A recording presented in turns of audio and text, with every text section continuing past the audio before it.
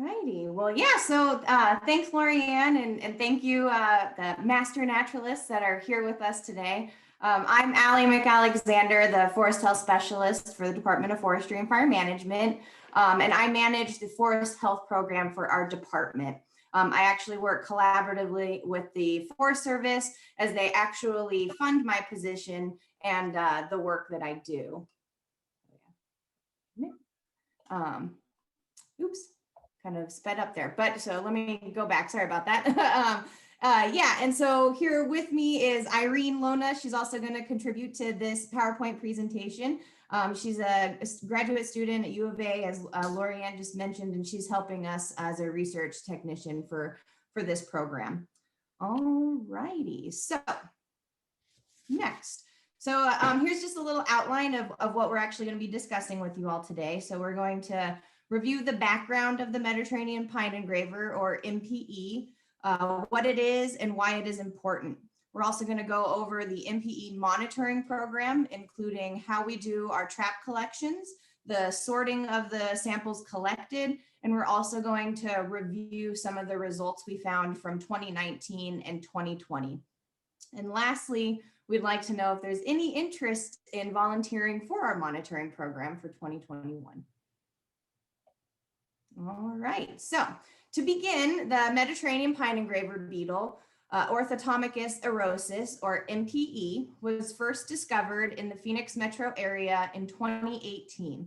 Upon its discovery, the Arizona Department of Forestry and Fire Management posted a pest alert online on our website, letting people know about this new urban pest. So MPE are native to Europe, the Middle East, Northern Africa, and China, making them a non-native bark beetle to North America.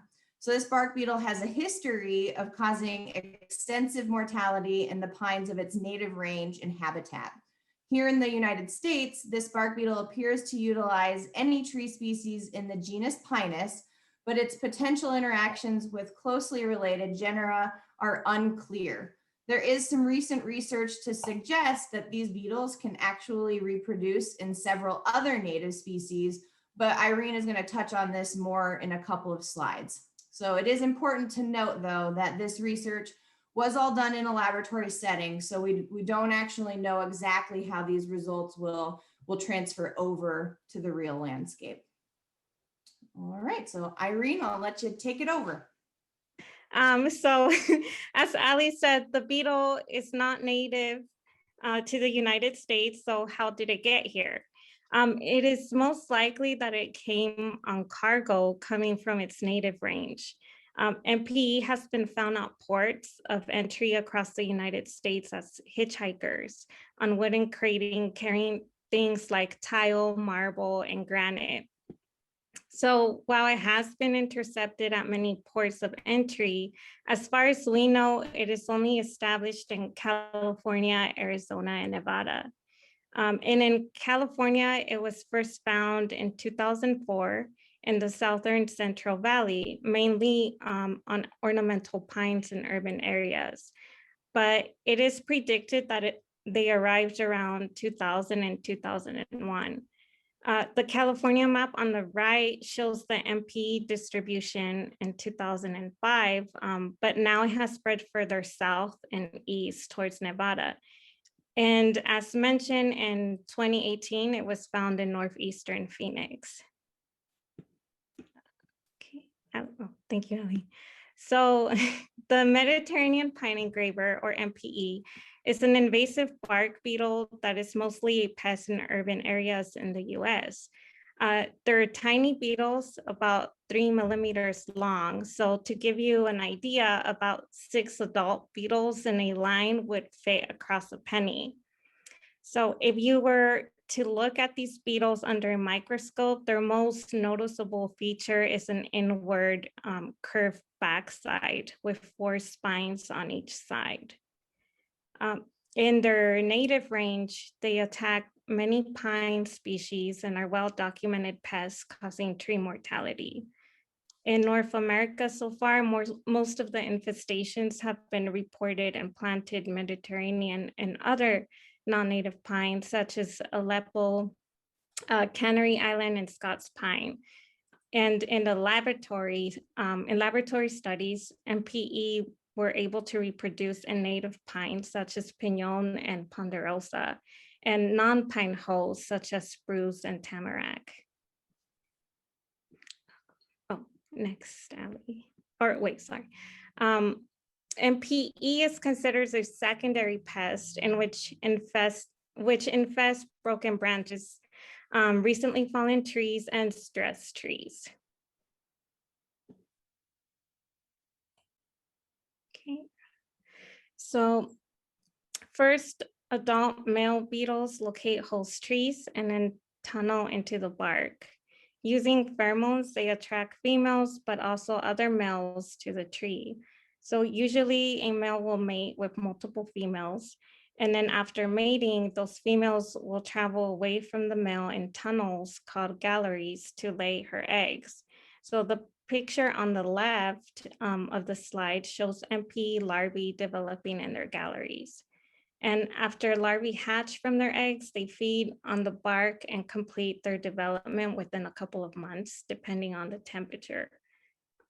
Newly developed adults can attack new trees or a different location of the same tree.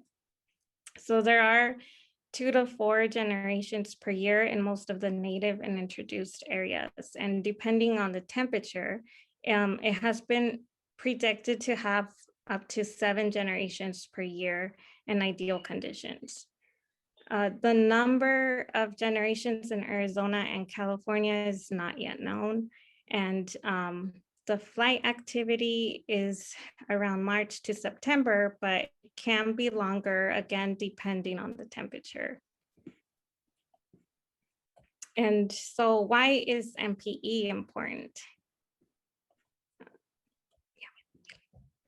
It is important because of its broad host range. They can attack many different species of pine trees in urban areas and can potentially move into our native forests. So large populations of MPE can overwhelm and kill already stressed trees. And with pheromones, they can attract other MPE to attack a vulnerable host. So the direct feeding of adults and larvae can disrupt water and nutrient transport in the bark. And beetles may also carry fungal pathogens on their body, which can further weaken the tree. So for example, in South Africa, MPE is known to carry blue stain fungus affecting Monterey and maritime pines. So in the Phoenix area, there have been trees with blue stain fungus as well, but whether it is from MPE or another vector, it's not yet known. And since blue stain fungus has been in trees with and without MPE. It can be difficult to detect an MPE infestation until the tree's dying, but there are a few signs that may indicate infestation. So in the picture on the left, you can see a pine tree with discolored dry needles, mainly at the top. This is one sign of potential MPE infestation, since MPE, like many other pine engravers, attack the top of the tree first and then work their way down. Another sign is small holes on the surface of the bark from MPE entering or exiting the bark. The middle picture shows red boring dust, which is a mixture of beetle excretion and bark coming out of an MPE entrance hole. And if you scrape off the bark, there are holes you may be able to see galleries, like in the picture on the right. You can see there are vertical and horizontal tunnels. The larvae feed on horizontal lines away from the parent's vertical gallery.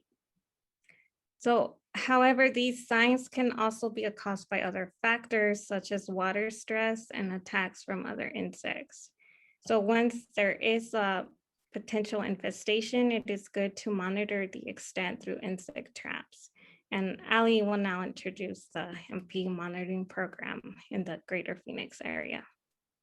This program was developed to help determine MPE's severity, the severity of their infestations, also determine the extent of their establishment and any fluctuations that they might have in their population. Also determine if their biology might be different here in Arizona than in their native habitat. So for example, do our mild winters allow for longer flight seasons, thus allowing for the reproduction of more generations per year? Lastly, this program will also help provide management strategies to the public and other interested agencies.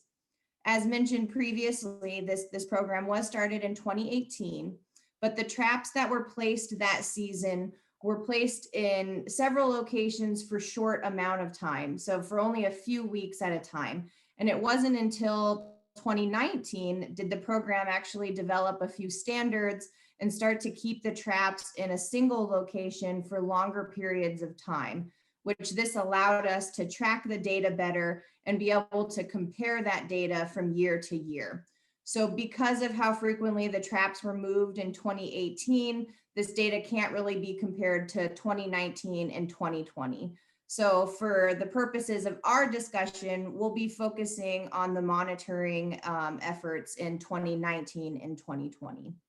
So in 2019, 15 traps were placed around the northeast part of the Phoenix metro, around the Paradise Valley and Scottsdale areas. And all of these traps collected varying amounts of MPE. And in 2020, we added an additional 15 traps, placing a total of 30 traps around the Phoenix metro. And here is a map showing where all the trap locations were for the 2020 season, which started in April and ended in September for a 20-week trapping season.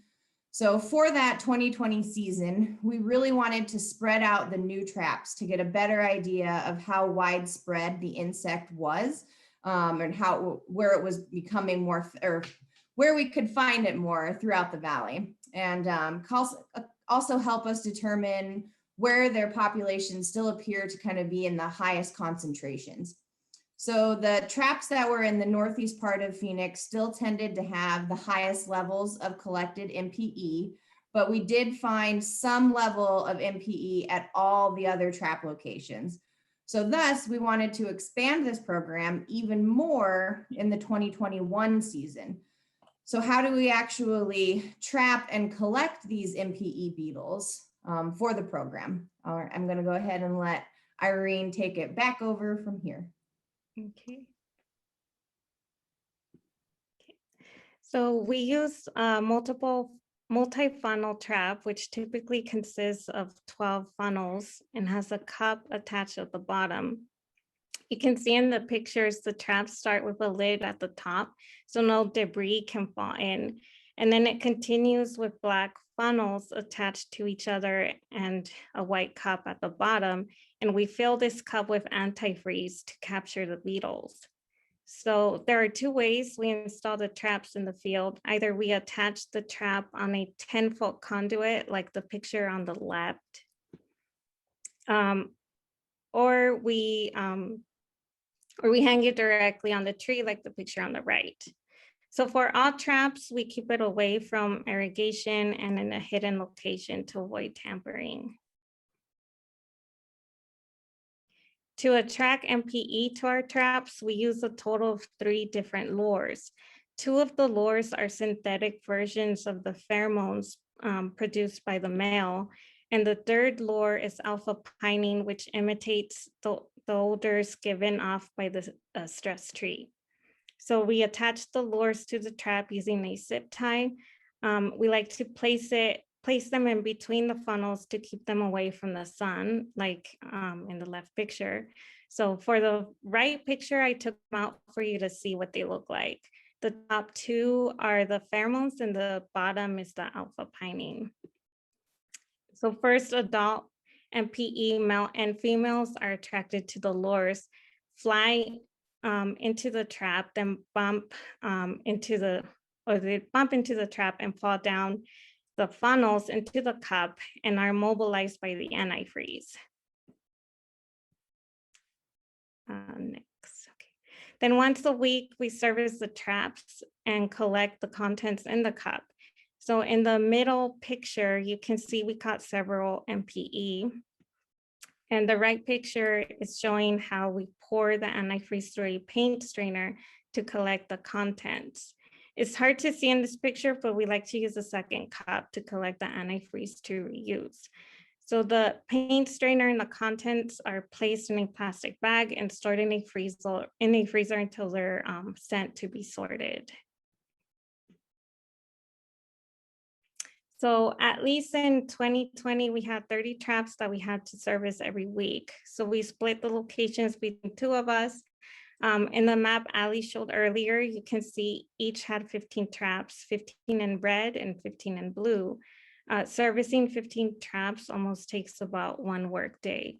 So while servicing the traps, we also make notes of anything out of the ordinary, and we also make an estimated guess of the amount of MPE in each trap so we can make it immediately available to the public. So all the weekly collections are sorted in the lab. Using a microscope, MPE is identified and the total is recorded for each location and week. So the sorted beetles are stored in vials filled with ethanol for preservation. So the total count for some locations can be as high as a few thousand per trap during the peak in the summer. So you can see the big amount of MPE in the vial at the top. And we also determine the sex of MPE. The left picture shows a male and the next picture after shows a female. So they can be distinguished by their spines, which are more prominent on the male than the female. And sometimes we find other bark beetles that can be confused with MPE. One example is the native bark beetle, also a pine engraver called six-spine ips, shown in the right picture. And as the name suggests, it has 6 spines and it's a little bigger than MPE. The total MPE counts for each week and trap is recorded and available to the public, which Ali will explain next. Can we still hear me okay? Okay. All right, so how do we use all of this information that is collected during our trapping season?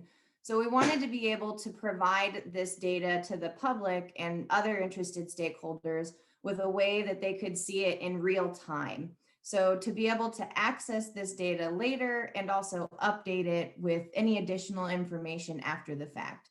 So working with our GIS coordinator, our department created this online dashboard. So this dashboard is an interactive page where you can see all the trap locations, which traps are catching the most beetles, and you can see comparisons between the years. You can even click on individual parks and look at their records for the last 2 seasons. There's really a lot of information that's contained within this dashboard.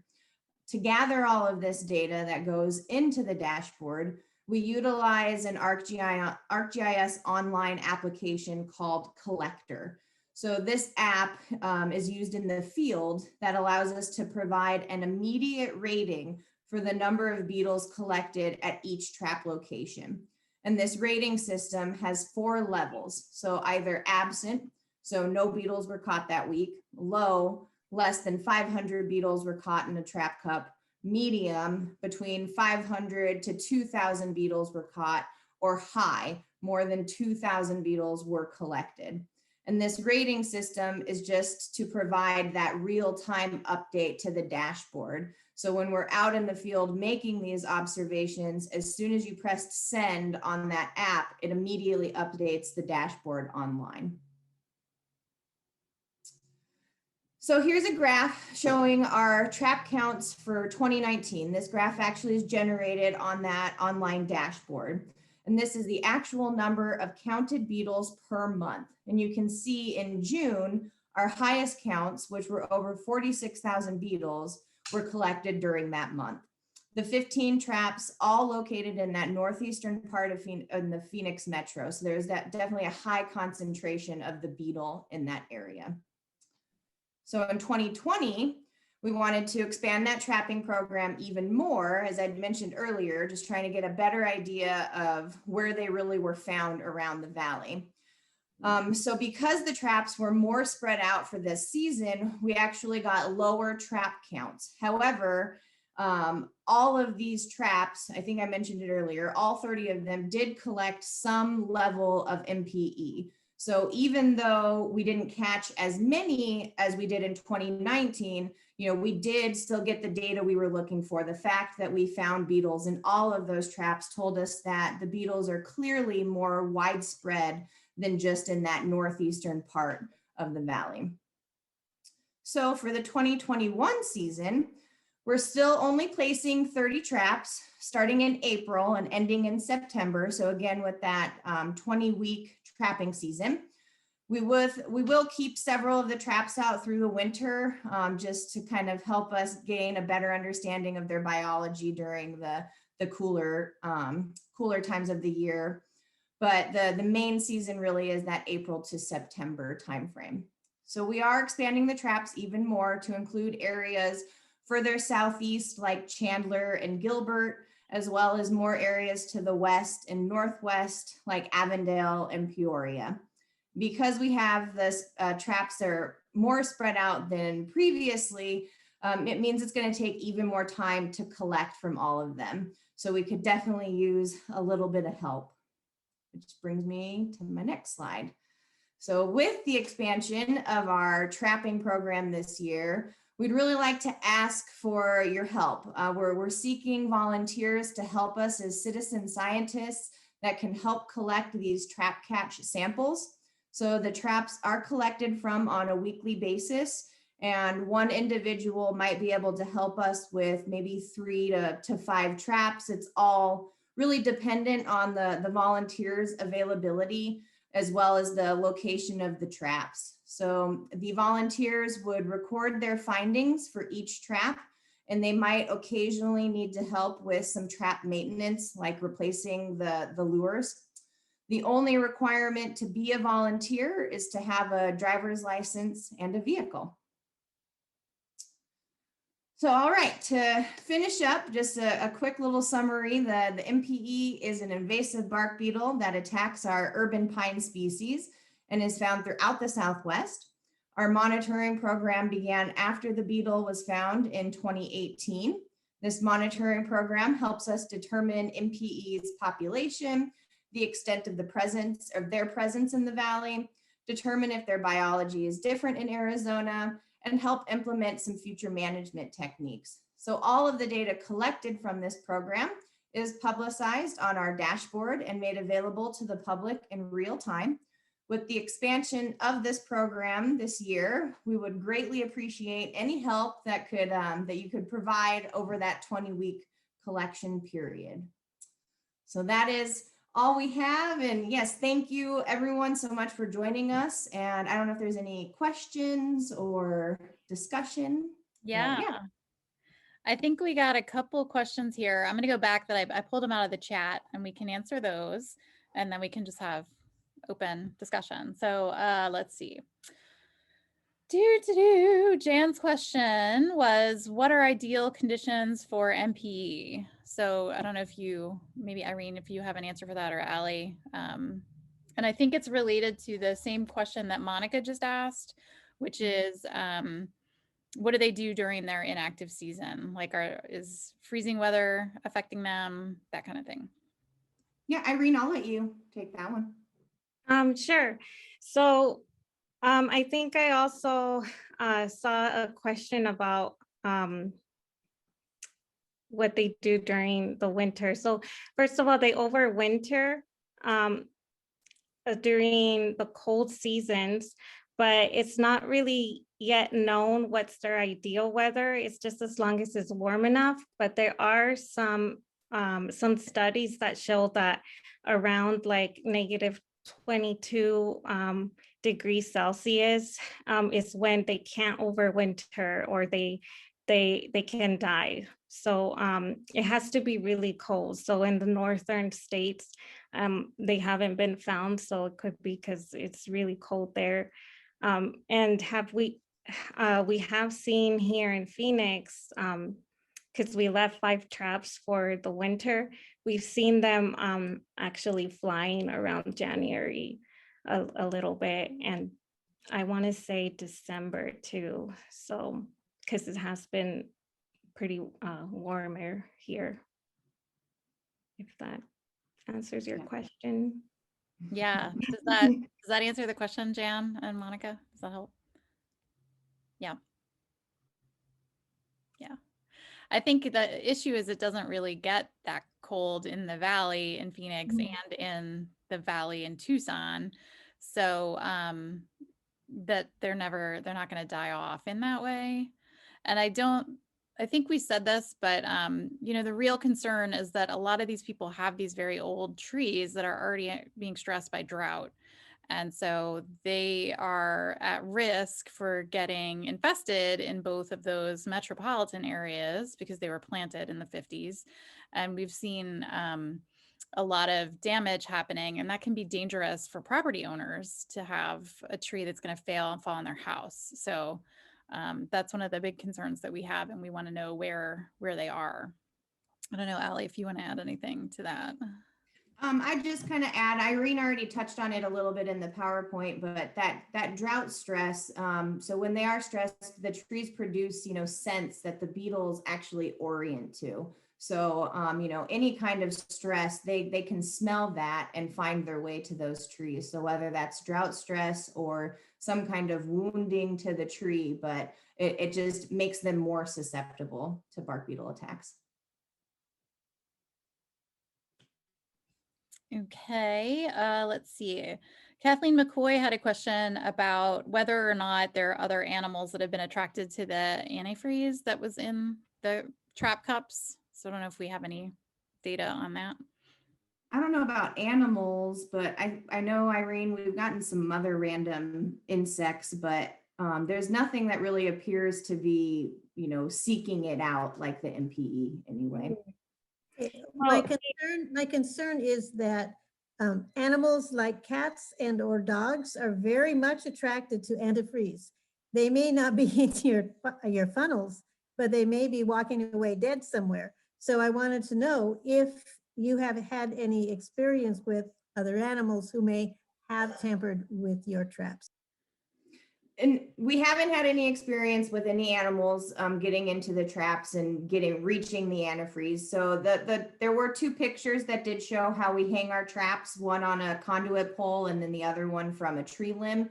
So they're high enough that cats or dogs wouldn't be able to reach them. And we try to keep them high enough as well that that people won't want to tamper with them. And again, that's why we kind of try to keep them off, like kind of out of sight, so to people and kids and things like that won't see them, since some of these are in parks. But we also try to find locations that people won't really be spending a lot of time around, so there's less temptation there to mess with it. Thank you. Good questions. Let's see, two more questions. Dre has a question about concern from the ponderosa pines on Mount Lemmon or the other Sky Island peaks. So I don't know if we have any thoughts on that. I don't know so much if Mediterranean Pine Engraver has been found in those areas, but we do know that some residents in the Mount Lemmon area are experiencing bark beetle attacks. So I'm going to guess there's it's probably ips of some sort, probably the six-spined, possibly a couple other varieties of bark beetle as well. But again, because of that drought stress, we're seeing a lot more activity around the Mount Lemmon area. I actually also manage another program that's a cost share assistance program for homeowners that have bark beetle infested trees. And we're starting to receive quite a few phone calls from residents around the Mount Lemmon area. So we know there's definitely bark beetle activity there. But again, whether that is MPE or more native species, I don't know about the presence of MPE there, but definitely the native species are increasing in their population down there. Got it. Thank you. Carol has a question about how long it takes for the beetles to kill off a mature tree.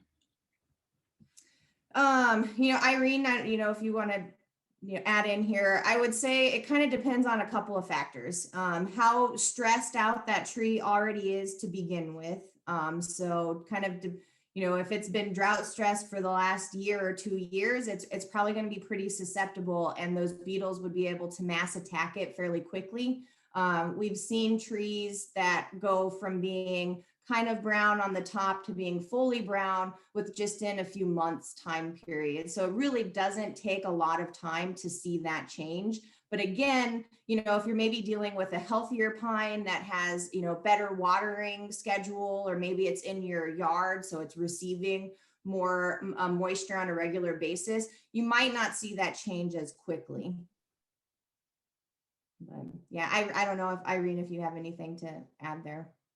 I think that's good. I mean, they rarely attack really healthy trees. So if it's already in stress or dying, yeah, it won't take too long, I guess, but I'm not sure exactly how long. Okay. Kathy has a question about how are they moving within the US? Firewood moving on their own, etc. It appears that at least from California that they've been more naturally moving, and there is definitely some movement, not so much with firewood, but I would say, like Irene had mentioned, with packing material and stuff like that.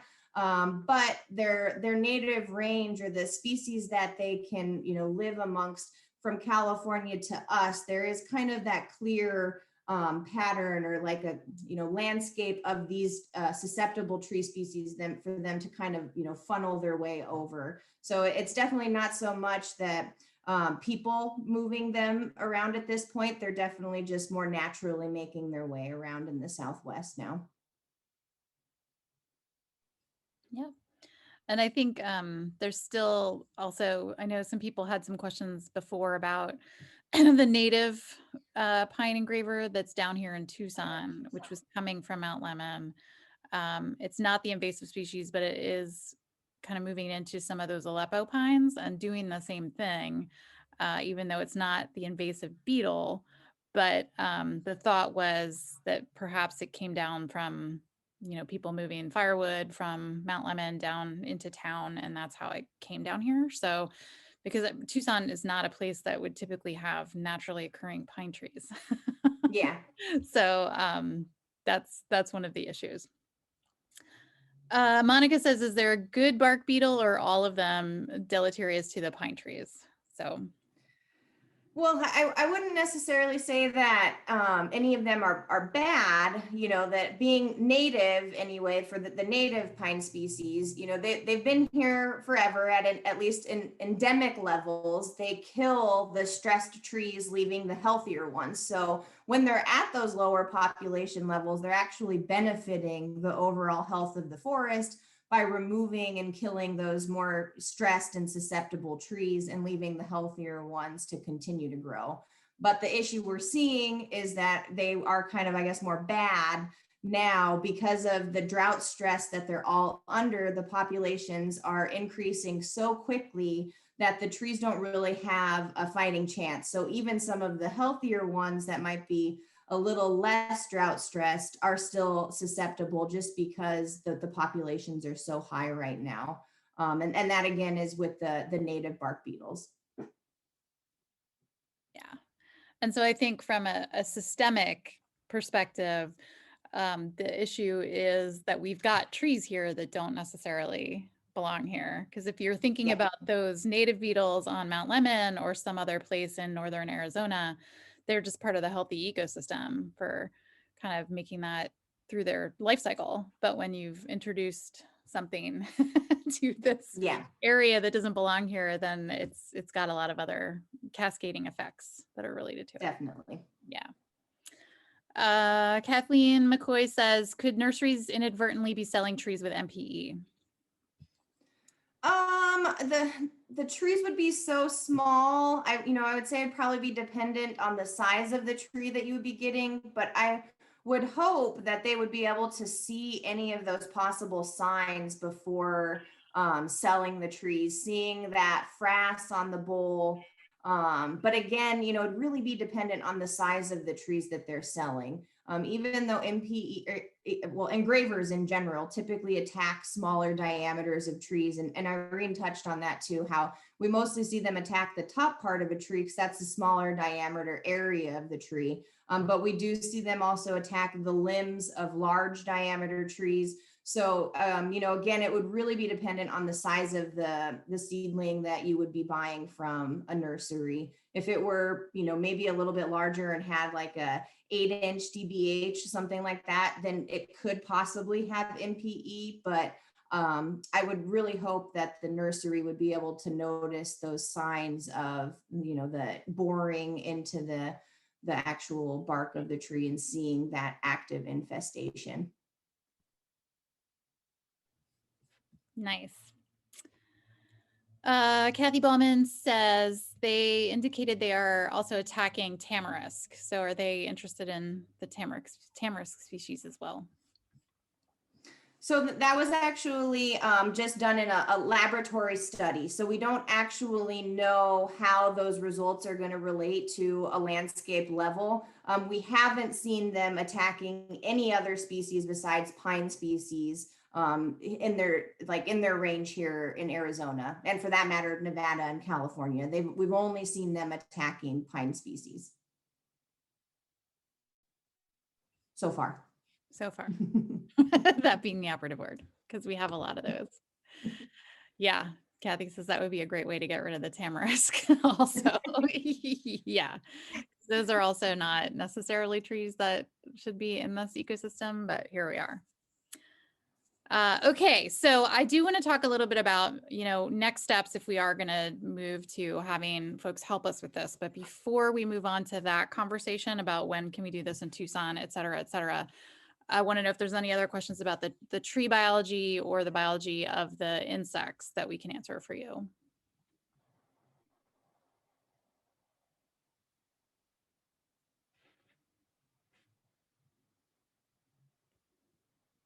Waiting my requisite 7 seconds. Okay.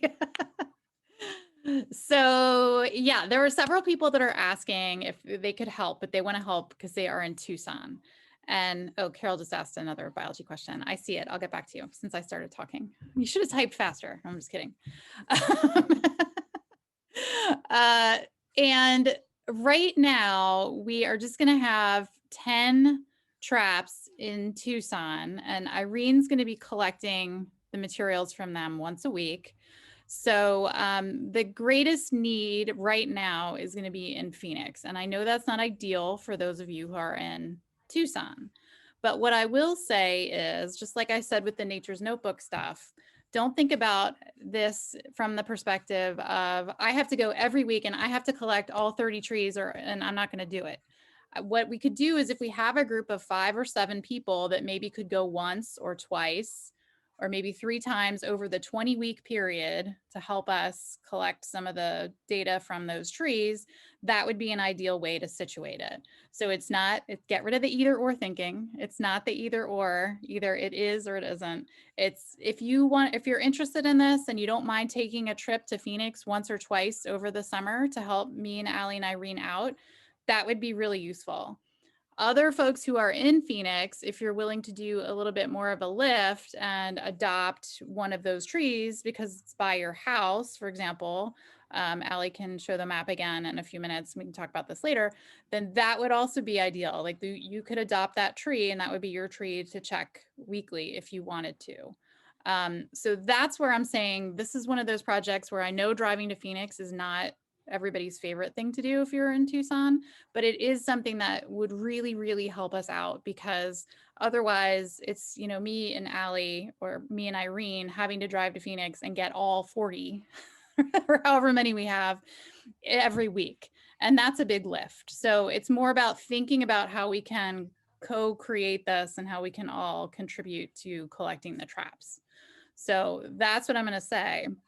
The other thing that I'll say is with the 10 traps in Tucson, there is a chance that, you know, if Irene has to go out of town and she can't get something for that week, then maybe we can have somebody substitute and fill in and just grab all that stuff in Tucson and bring it to her or me so that we can have that and get that cataloged.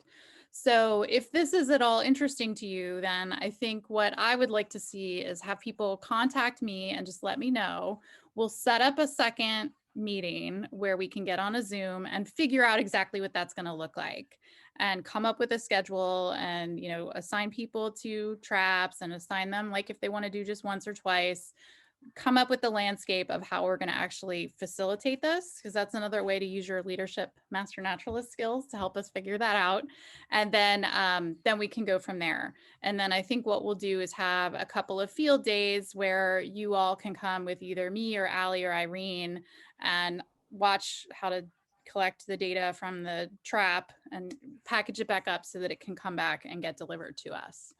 So that's kind of how I envision this happening, if that seems like it's of interest to people.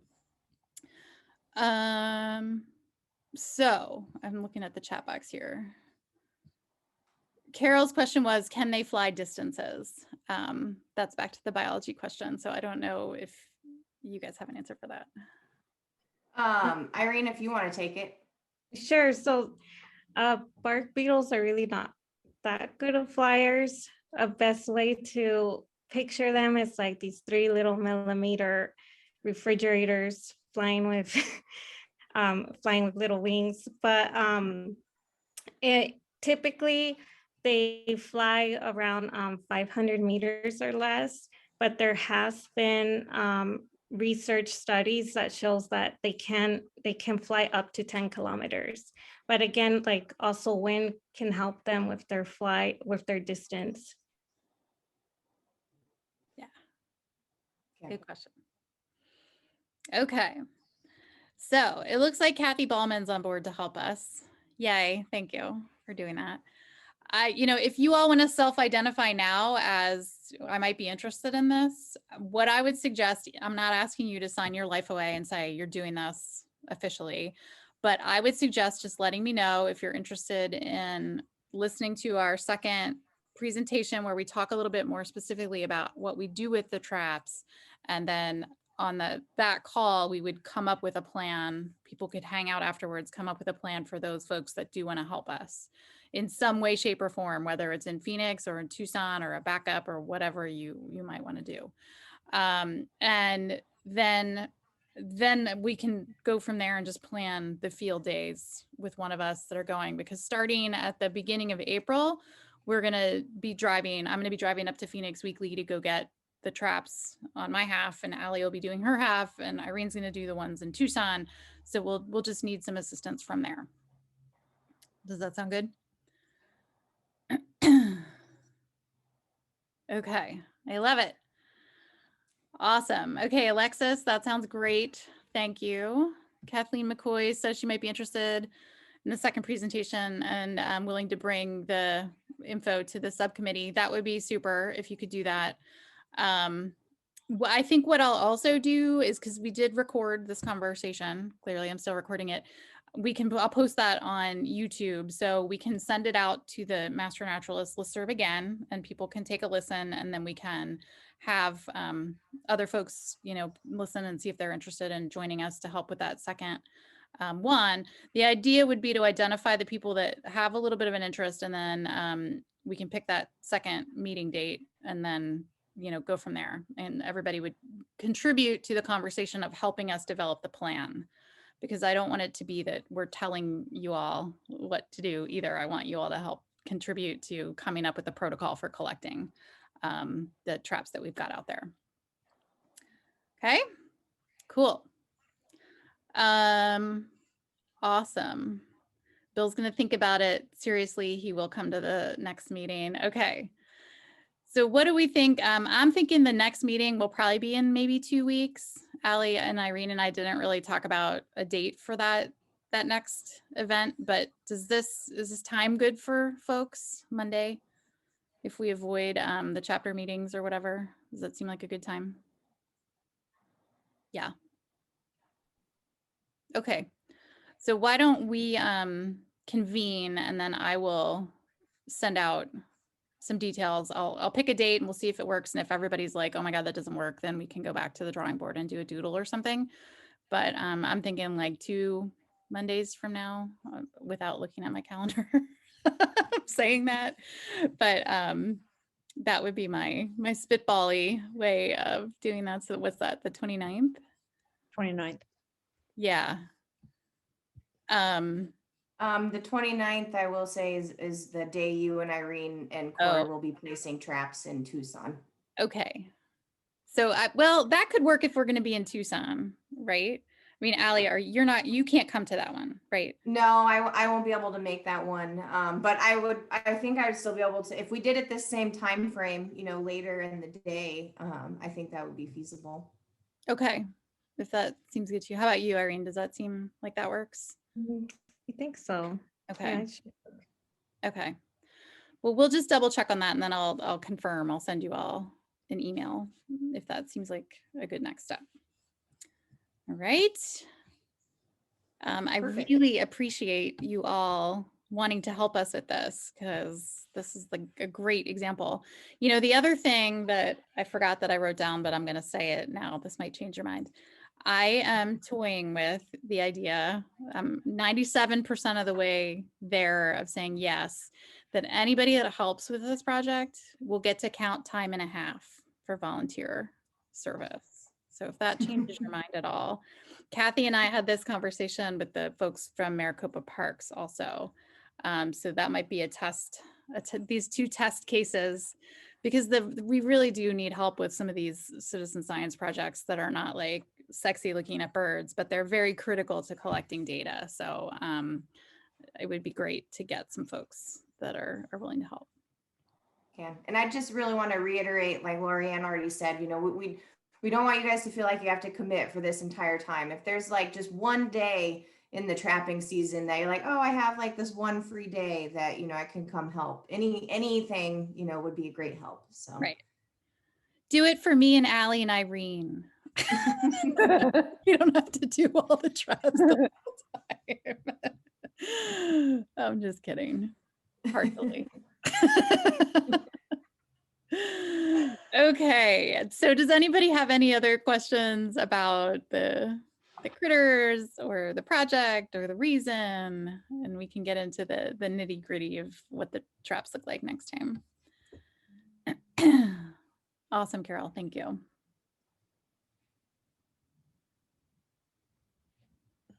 Requisite 7 seconds again. I'd be willing to drive up to to Phoenix once in a while. Just don't give me the far north part. Fair enough. That sounds good. Think of all the fun road trips. People like Franklin will drive anywhere. It's a pretty drive right now. All the like flowers are blooming along the highway. Yeah, there you go. It won't be so pretty in And don't June. forget, you can count drive time too. You can count drive time too. So time.5 plus drive time. Dude. How much more can I offer you? No, I'm just kidding. I'll bake you cookies or something. I drive so much that I just moved in between Phoenix and Tucson, so I can see myself. You're in the middle. Yeah. Awesome. I'm in Phoenix I'm like up there every day anyway. Yeah. So I don't know. Great. That's awesome. Well, I knew I could count on you, Kathy. I knew I could. Yeah, my new car, they put a sticker on my window that said June was my next service date. Oh no. No, I've already hit it. I'm like, yeah, I was like, oh, well, June, really? But you're off doing fun things with the kids in the outdoors, so it's okay. Like, what was it? The first week of March, I drove to Prescott twice in 1 week. Oh my God. Yeah. I know that feeling. All the book on tape that you can listen to. It's fantastic. I listen to webinars in the car. Yeah, there you go. Do Perfect. my advanced training. It works Yeah, great. People exactly. ask how I got so many hours. I'm like, I listen Love to them that. while I'm driving, Yeah, exactly. There you go. or I do meetings while I'm driving. But, yeah. Perfect. Can we request a specific tree, or do you have specific trees in mind? So we have the maps because the traps are going to be set based on kind of Allie and Irene's data that they've got before. So that map that Allie had is where we are going to hang the traps. You could pick from the ones that we've selected on there. Does that help? Okay, that sounds good. Yeah, because they're designed with like spacing in mind and places where there weren't traps before, just so we can see if there's new activity in different areas of Phoenix. But there are so many that probably there's something that's near you. Wherever you are. MP. Yeah, there's some in there for sure. For sure. Okay. Well, I love it. Thank you so much, friends, for being willing to consider this opportunity. I think it will be a great help. And, you know, we might even write up a little white paper or something afterwards that you all could help us with too. So I think all these things are definitely possibilities for us to consider. So anybody have any other questions? Me. Carol. Hey, Lorianne. And thank you, by the way. I heard about pine beetle infestations, but I didn't really understand them. It's amazing that that tiny, tiny little critter can do that much damage. What is the end game plan? I mean, you're monitoring them, you're collecting data, you're watching to see the infestation levels, all those things. What's the end game? Is there anything that will stop those little guys? To start, this program was established basically just to be a monitoring program and determine if they were even present in, well, we knew they were present, but to determine like to what extent they were present in the valley. But we do actually have a plan for this year. We actually are going to try to, I think 2 or 3 traps. We're going to place an anti-aggregation pheromone at those traps to see if it has an effect on MPE. And then that could be something we could possibly suggest to folks that, hey, we saw some kind of reaction from the beetles to this anti-aggregation pheromone. But obviously, through suggesting that there wouldn't be a lot of research to back it. It really would just be based off of the findings from this, what we do in the field. So again, that would really be the only kind of management technique that we're actually researching right now for MPE. But overall, the long-term goal is really just trying to keep your pines as healthy as possible. Even for the native bark beetles, for a lot of the homeowners that I work with, the main thing I tell them is water, water, water. Everything is so drought stressed, and that obviously not overwatering, but trying to make sure that they're receiving the right amount of moisture during the right periods of time. So, here for our native pine species are used to receiving that moisture from the monsoonal rains and from runoff from the snow. So, winter watering, when we don't see the moisture that we typically do, that's definitely a big benefit to your trees. And then, possibly fertilizing depending on your soil, obviously whatever needs they might have there. But it's really just trying to increase the health and vigor of your trees to really help deter those pests. But it's a hard one to manage, on a landscape level. It's more thinning, thinning to increase vigor and reduce stand density is what a lot of people do for landscape management. But that's a lot of time and money for national forests as well. And that's not always feasible on every acre of national forest land. So Understood. It's a tough one. You have a lot of education to do in the public, in the general public. That seems to be a piece that might be, maybe some of the master naturalists could engage in that level of participation. Yeah. To help kind of spread the word, get the information out there. Lorianne, guide us on that. If that's something that we can do, that's kind of what my preference would be. Frankly, is just how can I educate people about that? Keep your trees healthy. Here's how you do it. How much water do they need? Blah blah blah. That kind of stuff. Yeah. We actually have a bark beetle task force that the Arizona Department of Forestry is a part of. There's different counties that are also on that task force, as well as national forests from around the state. So we're all trying to, right now, we just had our first meeting last week. So we're trying to come up with a collective message to give out to folks. So definitely once we create that document, I'll be sure that, Lorianne gets it so she can share it with you guys, and you have that documentation as well to share with folks. And that'll really be specific though to native bark beetles, but you can still use that info to, to manage against the non-natives. I think all of that information is still going to be really beneficial, whether you're in a wooey space or whether you're in the urban environment. All of that info is definitely going to be valuable. Yeah, and Sure. besides the mayor Regina Romero wants 1 million trees planted in Tucson, and so people who want to plant trees need to know that this is something that they must be aware of. There's that somehow maybe that could tie in with the mayor's office in some way. Sure. Yeah. It's all in the works, of course. It's they're just getting started with this, but it's a good place to start. So Yeah. trees are And good. related to that, I was thinking about the stuff that Dre was doing with the homeowners associations. So if we had materials that we could, sort of aggregate and then hand out and do presentations for homeowners associations or people that have those trees on their property. Great idea. Yeah. Marianne. Great. Thank you all so much. I had no idea the menace that was lurking. Now you know. Like all the invasives. They're coming to Yeah. invade.